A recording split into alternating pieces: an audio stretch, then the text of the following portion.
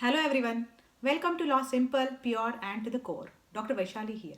In today's lecture, we are going to learn offer and acceptance in very simple words. Before we begin, we'll start with a very interesting case law. There was one company called Carbolic Smoke Balls Company. Company used to make smoke balls.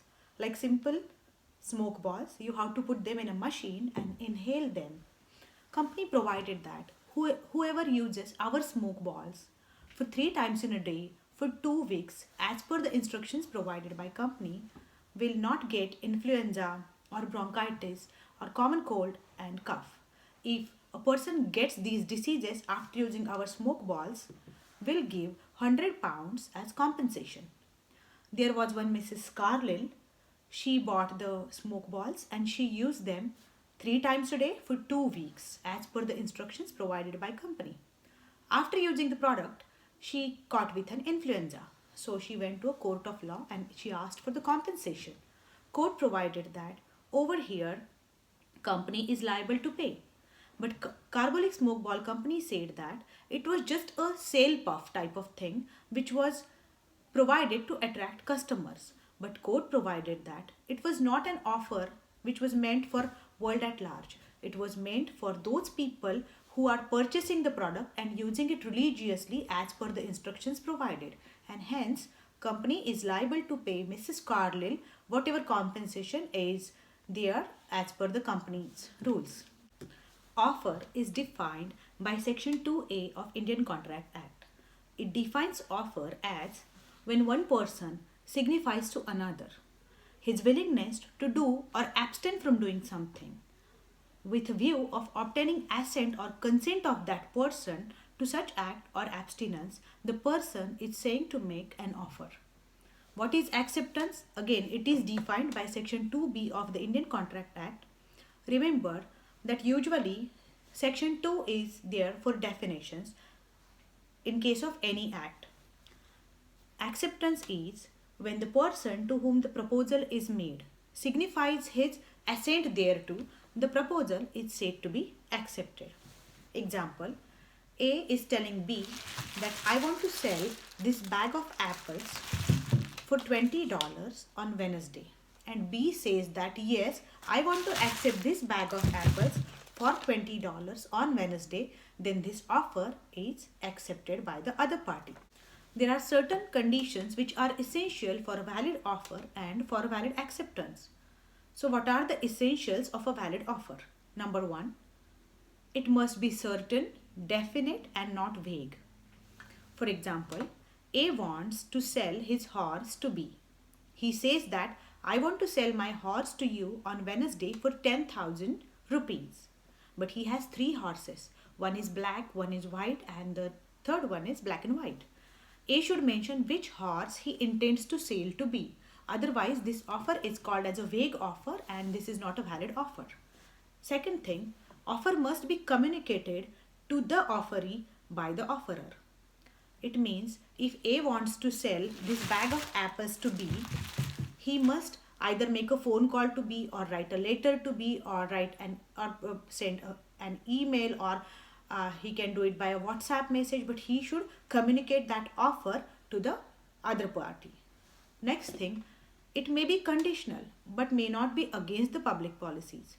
For example, A can tell B that tomorrow I'm going to a village market, I'm going to purchase one horse, and day after tomorrow I'm going to sell the same horse to you by taking some commission.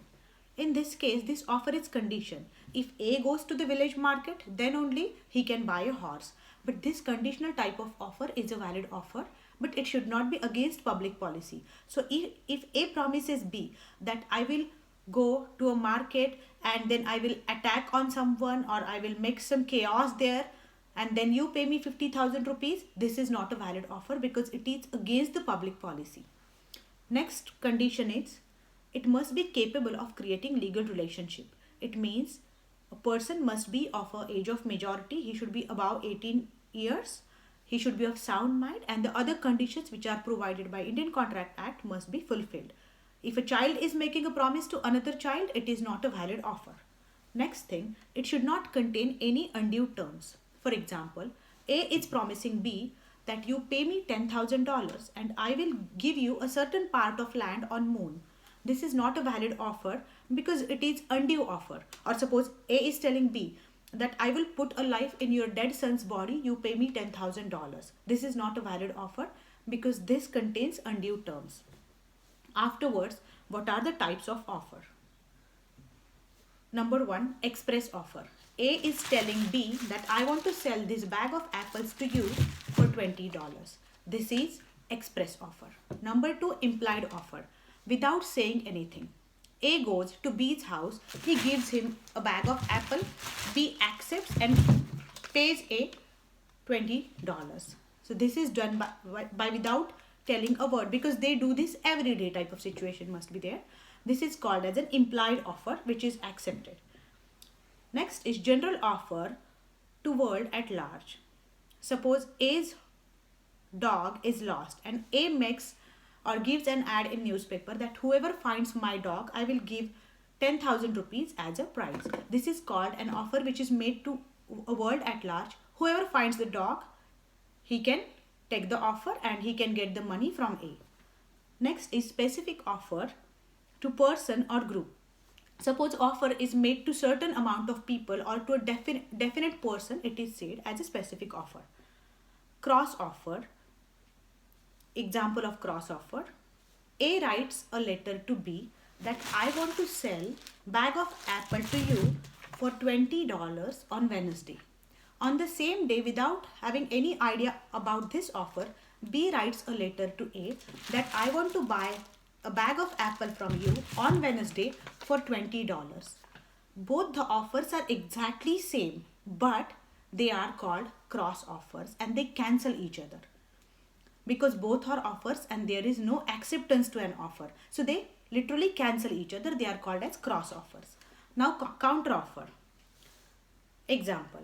A is making an offer to B that I want to sell you this bag of apples for $20 on Wednesday. And B says that I want this bag of apples from you on Wednesday, but I will pay you $10.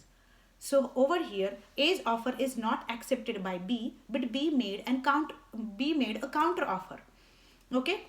Now A can accept B's offer. So this is called as a counter offer. So these are the types of offers. I will provide one interesting case law regarding this offer and acceptance. In Lalman versus Gauri Dutt. The name of the case is Lalman Shukla versus Gauri Dutt.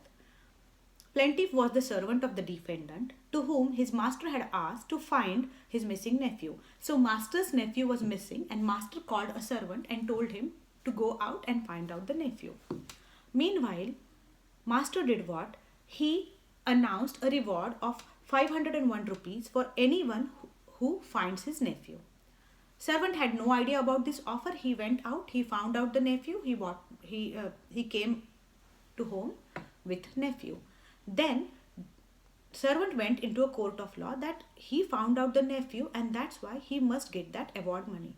But court over here said that defendant had no idea, servant had no idea about the offer before finding out the nephew, and that's why offer is not communicated to servant and hence it is not accepted by him as per the rules, and over here servant cannot get this award money from the master. If master wants, he can pay him some money, but he is not liable to pay him as a liability.